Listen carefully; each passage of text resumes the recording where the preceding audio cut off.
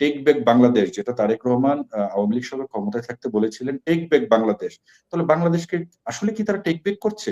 যে তাদের টেক ব্যাকের অর্থটা কি হচ্ছে? ওইটাই যে এখানে মব হবে, হত্যা হবে, ধর্ষণ হবে, লুটপাট হবে, আইনের শাসন থাকবে না, জঙ্গিরা আসবে, বোমাবাজি হবে, খাদ্যে আমরা যে সহিংসপূর্ণ ছিলাম সেটা খাদ্য ঘাটতির বাংলাদেশ হবে, এবং সেখানে কোনো ধরনের উন্নয়ন প্রকল্প জনগণের জন্য কিছু করা হবে না, শিক্ষা ব্যবস্থার কোনো মান উন্নয়ন করা হবে না। তাহলে সেটাই তো টেক ব্যাক বাংলাদেশ। আমরা হারিকেনের যুগে প্রবেশ করব, আমরা ড্রেসিং এর যুগ থেকে আমরা কোদাল সংস্কৃতির যুগে যাব, তাম্র যুগে আমরা প্রবেশ করব।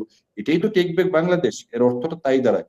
একটা জিনিস আমি বলি, দেখেন, বাংলাদেশে এমন কোন সেক্টর আছে যেখানে সিন্ডিকেট নাই, ইনক্লুডিং আজিমপুর কবরস্থান। আজিমপুর গোরস্থান থেকে শুরু করে একটা হাসপাতাল, মানে সন্তান জন্ম থেকে নেওয়া শুরু করে সন্তানের মানে একটা মানুষের মৃত্যু পর্যন্ত, এবং মাঝখানে যতগুলো পর্যায় আছে, শিক্ষা, স্বাস্থ্য, সংস্কৃতি, লেখাপড়া, আপনার চাকুরি, তার খাবার দাবার, পোশাক আশাক, বেঁচে থাকার জন্য যা প্রয়োজন, মানে আমি সন্তান জন্ম থেকে শুরু করে একেবারে মৃত্যু পর্যন্ত একটা মানুষের প্রত্যেকটা জায়গাতে বাংলাদেশ সিন্ডিকেটের বলে আবদ্ধ। কোনো এই সিন্ডিকেট গুলো কি কেউ ভাঙতে পেরেছে? এবং এগুলো নিয়ে কথা নাই।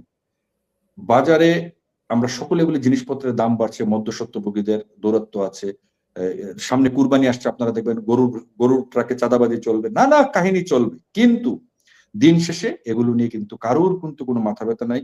সরকার কিন্তু আজকে মে দিবসে জনগণকে, বিএনপি বলেছে, সরকার প্রধান বলেছে যে সরকার আসে সরকার যায়, শ্রমিকদের জন্য কিন্তু কেউ কিছু করে না। অথচ এই শ্রমিকদের জন্য সবচেয়ে বেশি কাজ করেছেন শেখ হাসিনার সরকার। তাদের বেতন ভাতা বাড়িয়েছেন, তাদের জীবন মান বাড়িয়েছেন, শ্রমিকদের জন্য যে নিরাপদ পরিবেশ গার্মেন্টসের সেটি তারা নিশ্চিত করেছেন, এবং শ্রমিকরা যাতে তাদের ন্যায্য মজুরি পায় সরকার সেগুলো মনিটরিং করেছেন, শিল্প পুলিশ গঠন করেছেন যাতে করে শ্রমিকদের শিল্পাঞ্চলগুলোকে নিরাপদ রাখা যায়। শেখ হাসিনা এমন কোন সেক্টর নাই যেখানে তিনি হাত দেননি। কিন্তু আমাদের পছন্দ টেক ব্যাক বাংলাদেশ। আমরা মারামারি করব, আমরা গালাগালি করব, আমরা ভাঙচুর করব, লুটপাট করব, চুরি করব, আমরা আবার দুর্নীতিতে শীর্ষ চ্যাম্পিয়ন হব।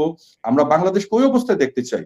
না হলে এদেশের জনগণের আমি হয় বিবেক বুদ্ধি লোপ পেয়েছে, অথবা তারা সকলে আফিং বা মেয়াদোত্তীর্ণ গাঁজা খেয়ে ঘুমিয়ে আছে, নিদ্রাচ্ছন্ন হয়ে রয়েছে, যার কারণে এত তাণ্ডব লীলা, এত ধ্বংস এবং এত অমানবিক বাংলাদেশ দেখেও কারোর বুক কাঁপছে না, কারোর আসমান কাঁপছে না, কারোর হৃদয় কাঁপছে না, কারোর অনুভূতি জাগরিত হচ্ছে না। তাহলে আমি মনে করি এই যে ইউনূস এবং বর্তমান যে রাষ্ট্র ব্যবস্থাটি চলছে এবং যেভাবে বাংলাদেশ পরিচালিত হচ্ছে, সেটা এদেশের মানুষের কাছে প্রত্যাশিত বাংলাদেশ, এবং তারা সম্ভবত এই বাংলাদেশ দেখার জন্যই তারা সাবেক প্রধানমন্ত্রী শেখ হাসিনা এবং আওয়ামী লীগ সরকারের বিরুদ্ধে তারা মাঠে নেমেছিল। তারা আওয়ামী লীগ সরকারের বিরুদ্ধে নানা মিথ্যা গুজব রটিয়েছিল, এবং তারা এখন যে বাংলাদেশটি উপভোগ করছে, আমি মনে করি এই বাংলাদেশটি তাদের জন্য একটি নিরাপদ, শান্তিময় এবং একটি বাংলাদেশ। এবং এই টেক ব্যাক বাংলাদেশের যুগে আমি তাদেরকে আপনার অনুষ্ঠানের মাধ্যমে স্বাগত জানাচ্ছি। ভবিষ্যতে তারা নির্ধারণ করবে যে তারা কি টেক ব্যাক বাংলাদেশের যুগে যাবে, না যেখানে স্মার্ট বাংলাদেশের স্বপ্ন দেখিয়েছিলেন, যেখানে বিশ্ব যেখানে উন্নত প্রযুক্তির যুগে চলে যাচ্ছে, এআই এর যুগে চলে যাচ্ছে, তারা সেই দিকে ধাবিত হবে। সিদ্ধান্ত জনগণের। শুধু আপনারা সিদ্ধান্ত নেবেন এই দেশটি কাদের হাতে নিরাপদ থাকবে। আপনারা ইউনূসের শাসনামল দেখেছেন, তারেক রহমানের শাসনামল আপনারা উপভোগ করুন।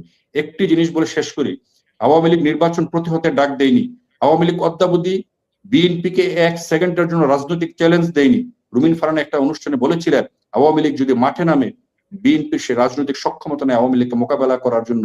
আওয়ামী লীগকে মোকাবেলা করার জন্য সেনাবাহিনীকে তারা এখনো বিনা ম্যাজিস্ট্রেসি পাওয়ারে অবৈধভাবে সেনাবাহিনীকে মাঠে রেখেছে, যাতে করে আওয়ামী লীগ মাঠ দখল করতে না পারে। তবে বেশি দিন কিন্তু আপনারা এই খেলা দিয়ে আপনারা খেলতে পারবেন না, কারণ আপনারা যে ধারায় বাংলাদেশকে পরিচালনা করছেন সেটা বাংলাদেশের বিরুদ্ধে, জনগণের বিরুদ্ধে।